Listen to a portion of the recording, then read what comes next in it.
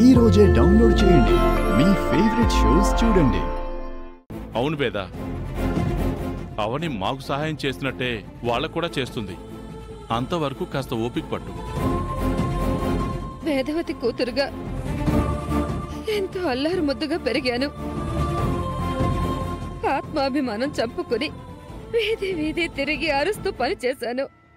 ఎందుకమ్మా? కుటుంబం కోసమే కదా. ఇల్లరికం అల్లుడికి తిండి దండగా అంటూ హేళన చేసేవారు. ఆ తిండి మనందరికీ దొరకాలనే కదా అలా చేశాం. వసంత, మీరు లోపలికెళ్ళండమ్మా. పెద్దిరాజు, నువ్వు కూడా వెళ్ళు.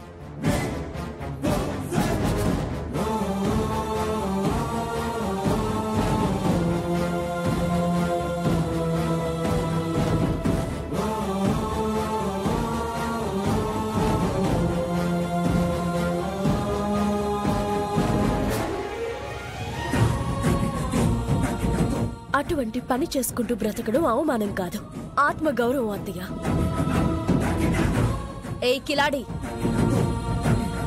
నువ్వు మరొకరి బతుకులను బయట పెట్టడం కాదు, నీ మొగుడు ఏం పని చేస్తున్నాడో అది నేను తెలుసుకుని అందరి ముందు బయట పెడతాను. ఇద్దరూ ఇంటి నుంచి బయటికి పోవడానికి సిద్ధంగా ఉండండి.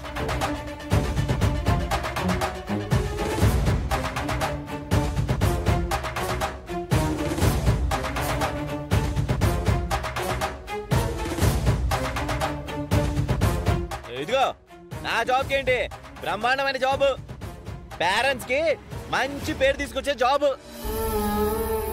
అవని ఆగు.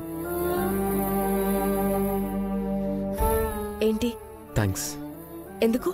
నాన్న సర్వర్గా పనిచేసిన విషయం, నేను డెలివరీ బాయ్గా పనిచేసిన విషయం, బావ వాళ్ళు పాత సామాన్ల వ్యాపారం చేసే విషయం అందరికంటే ముందు నీకే తెలుసు. అయినా నువ్వు నీ మనసులోనే గుట్టుగా దాచుకున్నావు గాని బయటకు చెప్పుకోలేదు. ఎందుకంటే మా అమ్మ బాధపడుతుందని ఆలోచించావు. ఇప్పుడు నువ్వు ఎంతో గొప్పగా మాట్లాడావు కాబట్టి అమ్మ బావ వాళ్ళని బయటికి పంపించకుండా వదిలేసింది. లేదంటే బయటకు పంపించేసి ఉండేది. పలు సందర్భాల్లో నీ జోక్యం మా కుటుంబం ముక్కలైపోకుండా కాపాడింది. అందుకే థ్యాంక్స్ చెప్పాను.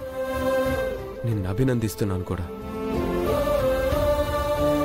మా అక్కింతకు ముందు మంచిగా ఉండేది. నిహారిక ఏవేవో ఆశలు రేపేసరికి మారిపోయింది. ఆ నిహారికను అంత నమ్మినా నిహారిక మాత్రం అక్కకు వెన్నుపోటు పడవాలనుకుంది. అక్క నీ గురించి ఎన్ని మాటలన్నా నువ్వు మాత్రం అక్కకు న్యాయం చేశావు. అపకారం మర్చిపోయి ఉపకారం చేస్తున్నావు. నీలా ఎవ్వరూ ఆలోచించరు. మీరు నన్ను ఎన్ని రకాలుగా ఇబ్బంది పెట్టినా నేను మాత్రం మీ గురించి ఎప్పుడూ చెడుగా ఆలోచించలేను. ఎందుకంటే అది నా కుటుంబం.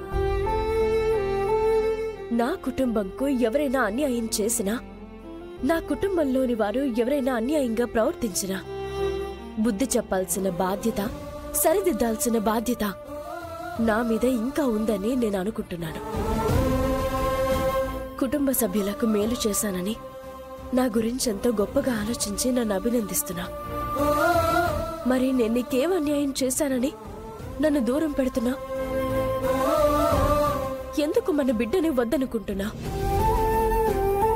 అక్షయ పుట్టుకను ఎందుకు తప్పు పడుతున్నా? కులకర్ణి స్వామివారు చెప్పినవన్నీ సత్యాలని నమ్మాం. ఆయన పరమపదించిన తరువాత ఆయన తమ్ముడు సిద్ధేశ్వర స్వామివారు చెప్పినవన్నీ వాస్తవాలని నమ్మాము. మన ఇంట్లో జరిగే ఏ సంఘటనకైనా ఆధారాలు తాళపత్ర గ్రంథాలు. అక్షయ పుట్టుకలో తప్పుంటే అక్షయ కారణ జన్మరాలని సిద్ధేశ్వర స్వామి ఎందుకు చెప్తారు? అక్షయది అమ్మవారి అంశాన్ని అత్తయ్య వంటి జాతకం అని ఎందుకు చెప్తారు? తన పుట్టుకలో ఏదైనా కల్మషం ఉంటే ఆనాడే చెప్పేవారు కదా. చదువుకున్నవాడివే కదా, ఎందుకు ఆలోచించలేకపోతున్నావు? ఎందుకు DNA రిపోర్ట్లో తప్పు జరిగిందని ఎంక్వైరీ చేయలేకపోతున్నావు? ఒక తల్లి దగ్గర నుంచి ఏది దూరం చేసినా తట్టుకోగలుగుతుంది, బిడ్డని దూరం చేస్తే తట్టుకోలేదు. అనుక్షణం అక్షయ నా కళ్ళ ముందు తిరుగుతున్నట్టు అనిపిస్తుంది. మనిషి దూరంగా ఉన్నా ఆ రూపం నాతోనే ఉంది. నేను నిన్ను మోసం చేయలేదు, నమ్మక ద్రోహం చేయలేదు. మరో మనిషితో సంబంధం పెట్టుకుని బిడ్డకి జన్మనివ్వలేదు. అంతటి ద్రోహం చేసుంటే నా ఆయుష్ ఏనాడో తీరిపోయి ఉండేది. ఈ జన్మ అమ్మవారికి అంకితం, ఈ జన్మ అయిన వాళ్లకు అంకితం. నాకు మరో ఆలోచన ఉండదు. ఎన్నో సందర్భాల్లో నువ్వు నన్ను వద్దనుకున్నావు గాని నేను నిన్ను వద్దనుకోవడం లేదు. నువ్వు నన్ను తొందరలోనే అర్థం చేసుకుంటావని నమ్ముతున్నాను.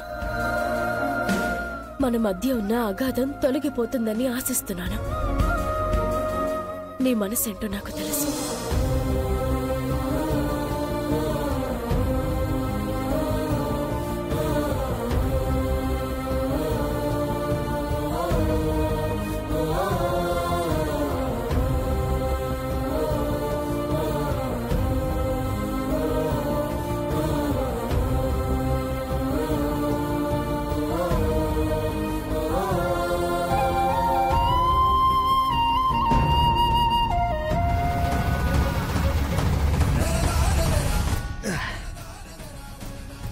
నేను మాయ పెళ్లిపెట్లెక్కడానికి సమయం దగ్గర పడుతుంది. కానీ ఈలోపు మాయ ఎలాంటి టర్నింగ్ పాయింట్ తీసుకుంటుందో నాకు అర్థం కావటం లేదురా. నాదో డౌట్ రా. ఏంటి? నీతో ఎంగేజ్మెంట్ అయిన తర్వాత శ్రీకర్తో లవ్లో పడింది. అలాంటప్పుడు తన లవ్ విషయం పేరెంట్స్తో చెప్పి మీ మ్యారేజ్ని క్యాన్సిల్ చేయించకుండా ఎందుకు 2 ట్రాక్స్ రన్ చేస్తుంది? మాయ అంత తెలివి తక్కువది కాదురా. నాకు నేనుగా తనకు దూరం అయిపోవాలని ప్లాన్ చేసుకుంది. తన పేరెంట్స్ ముందు నన్ను బ్యాడ్ చేయాలనుకుంటుంది. అందుకే నేను చాలా జాగ్రత్తగా ఉండాల్సి వస్తుంది. నాకు కాబోయే పెళ్ళాం మరొకరిని ప్రేమిస్తుందన్న విషయం తెలిసి కూడా వెళ్ళి తన ముందు ధైర్యంగా అడగలేకపోతున్నాను. పుండు మీద యాసిడ్ పోస్తే ఎంత పెయిన్గా ఉంటుందో అంతకంటే ఎక్కువగా ఉంది. నువ్వు స్వచ్ఛంగా మాయని మాత్రమే ఇష్టపడుతుంటే ధైర్యంగా వెళ్ళి అడగగలిగేవాడివి. అవసరమైతే ఆధారాలతో సహా బయటపెట్టి పెళ్లి క్యాన్సిల్ చేసుకుని ఉండేవాడివి.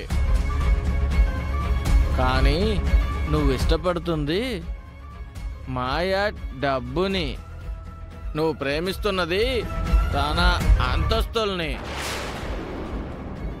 అందుకే నీకు ఈ టార్చర్ తప్పడం లేదు. సో నువ్వు పెళ్లి వరకు నీకేం తెలియనట్టు కామ్గా ఉండక తప్పదు. పెళ్లి పీటల మీద కూర్చున్న తర్వాత అయినా మధ్యలో లేచి వాడితో లేచిపోతుందేమోనని అనిపిస్తుంది. అందుకే ఈ మధ్యలోనే వాణ్ణి వేసేయాలి.